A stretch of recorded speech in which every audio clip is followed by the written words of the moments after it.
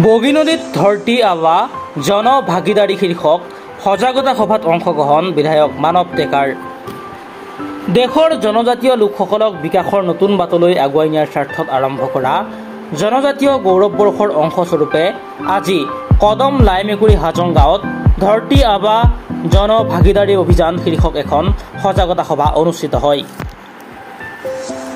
সভাখনত জনজাতীয় লোকসকলে চৰকাৰৰ বিভিন্ন আঁচনিসমূহ সম্পূৰ্ণৰূপে লাভ কৰিবলৈ সক্ষম হৈছে নে নাই তাৰ ওপৰত আলোচনা অনুষ্ঠিত হোৱাৰ লগতে ৰাইজৰ অভাৱ অভিযোগসমূহৰ বুজ লয় বিধায়কৰ লগতে বগীনদী উন্নয়ন খণ্ডৰ বিষয়াৰ উপৰিও পঞ্চায়তৰ জনপ্ৰতিনিধিসমূহে।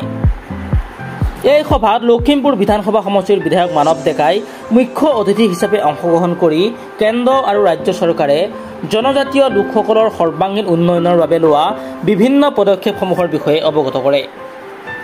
বিজেপি চৰকাৰ জনজাতীয় লোকসকলৰ সৰ্বাংগীন উন্নয়নৰ বাবে বদ্ধপৰিকৰ বুলি বিধায়কগৰাকীয়ে মন্তব্য কৰে। এই অনুষ্ঠানত জিলা আয়ুক্ত প্ৰণৱজিৎ কাকতি, বগীনদী খণ্ড উন্নয়ন বিষয়া ৰিয়া মেছ, লখিমপুৰ মণ্ডল বিজেপিৰ সভাপতি, বগীনদী মণ্ডল বিজেপিৰ সভাপতিৰ লগতে বিভাগীয় বিষয়া আৰু বিশিষ্ট কেইবাজনো ব্যক্তি উপস্থিত থাকে। দীপ্ৰতিম বৰাৰ প্ৰতিবেদন, আছামিজ টক্স নাও। যি কাৰ্যসূচী আমাৰ সকলো পঞ্চায়ততে চলি আছে, কিন্তু আমি কেন্দ্ৰীয়ভাৱে এটা কাৰ্যসূচী আমাৰ ইয়াতে কৰিছোঁ বগীনদী ব্লকৰ অধীনত।